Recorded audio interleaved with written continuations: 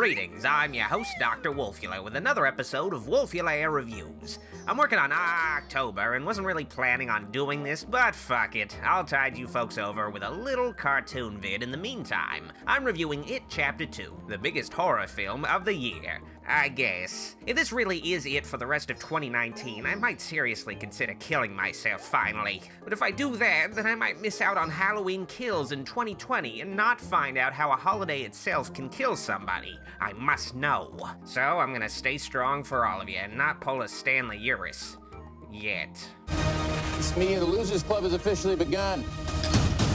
In what feels like 27 years, but has only been like 2, Pennywise the Clown has re-emerged from dormancy to wreak havoc once more on the sleepy villa of Derry. But Mike Hanlon, the member of the Losers Club who I barely remember having any screen time or dialogue in the last movie, has become the last bastion of hope for the town, as he remained to watch out for Pennywise and perhaps discover how to take down the egg-headed rejected mime. Mike's not alone though. He beckons all of his fellow losers to head back to Derry's well, so they can unite as one and grab Pennywise by the clussy. But not before splitting up and looking for clues for like an hour of the movie.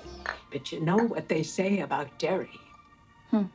No one who dies here ever really dies. You know, I don't really know where to begin with this fucking movie. I guess I'll start with the obvious. It Chapter 2 is long, pushing 3 hours. I'm fine with this with the caveat that the story actually necessitate the length. I don't think It Chapter 2 comes close to succeeding at that. These It movies are not a miniseries, so they couldn't reasonably tell the story of the book the way it was told, cut it in half, and have you wait 2 years for the climaxes. Same thing with sex applies to movies too. So they separated the child and adult stories into 2 different movies. Makes sense, except the adult story is honestly the far weaker of the 2 and is heavily reliant on the child half of the story.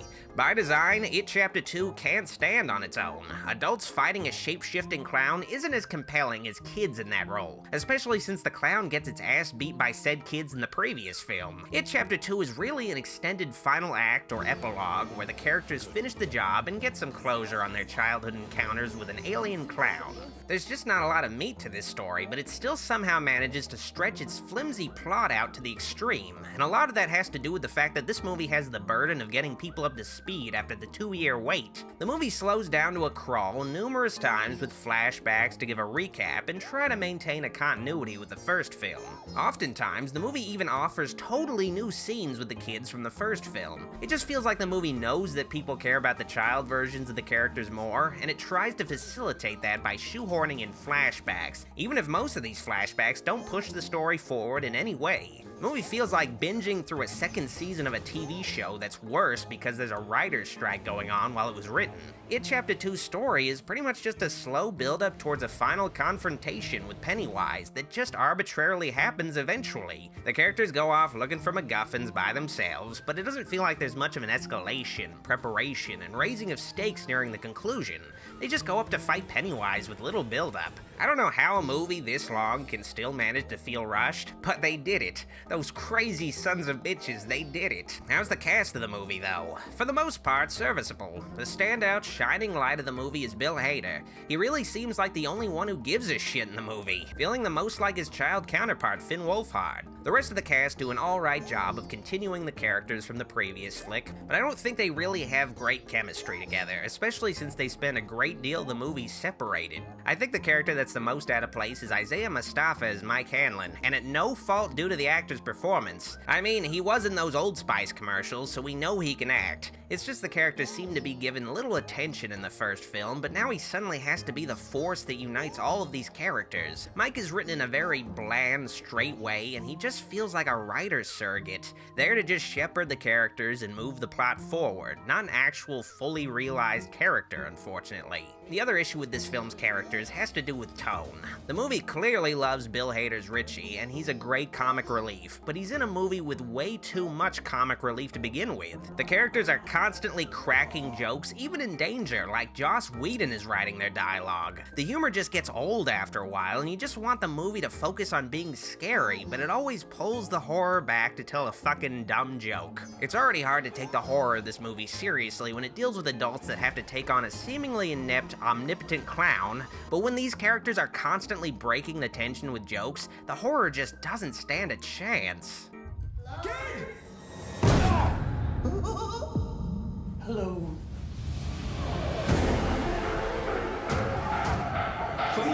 Speaking of the horror, well, how's Bill Skarsgård's Pennywise? Well, unfortunately, pretty much the same.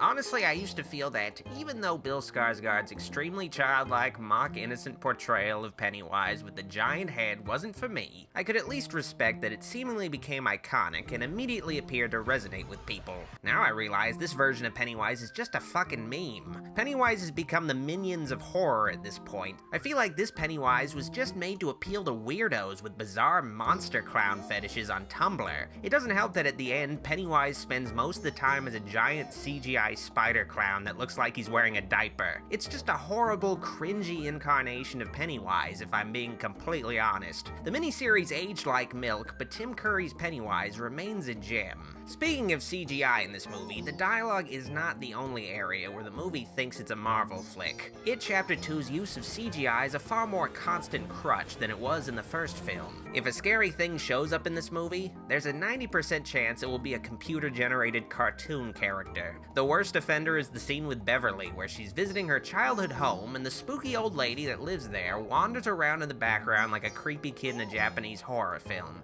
Building up to the old lady popping out as a giant CGI cartoon character version of Henrietta from Evil Dead 2. It just looks like total shit, and it's like this throughout the movie. It's the kind of effects you'd see in a Robert Rodriguez kids movie. Somebody should tell the director Andy Muschietti that not every scary thing in a horror movie needs to be made in a computer. They referenced the spider head from The Thing, but did it with CGI. Believe it or not, they actually did that spider head for real in front of a camera back in the 80s. Crazy, I know. You gotta be fucking kidding. It Chapter 2 was just a total anticlimax of a conclusion. It feels like the filmmakers knew this movie's final act wasn't going to be satisfying, making constant jokes at Bill the writer sucking at endings, so the film makes up for the ease of its resolution by padding out the final showdown with Pennywise with tons of fucking haunted house sequences thrown in the middle of the final battle, after a middle act filled with haunted house sequences. When the movie ended, I was so surprised because it's actually faithful to the book, but damn, the conclusion just doesn't work so well on a screen.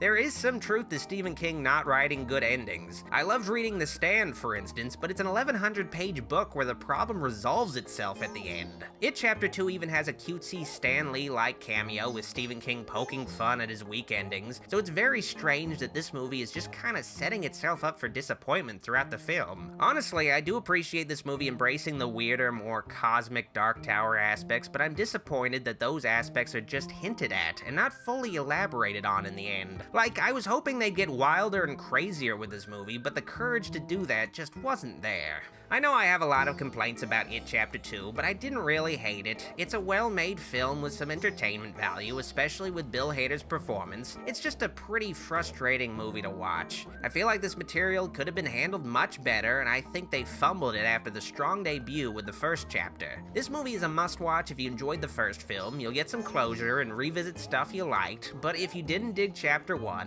definitely skip Chapter 2. I give It Chapter 2 a naked old lady out of a turtle of enormous girth. Alrighty, in conclusion, if you liked this video, like it, and if you loved it, subscribe for more and click the bell icon to keep track of future uploads and streams. Follow me on social media at Facebook, Instagram, and Twitter at Dr. Wolfula. Also, make sure to download the free Popbase app and interact with a virtual me, complete with games, video commentaries, quizzes, and answering your questions. Finally, if you can, support me and the channel by pledging to my Patreon, where you can get previews, exclusive streams, and other goodies. I'd like to thank my Platinum supporters here for their pledges. Their support is greatly appreciated and helps the channel thrive. Thanks again. I've been your host, Dr. Wolfula, signing out. See you all next time.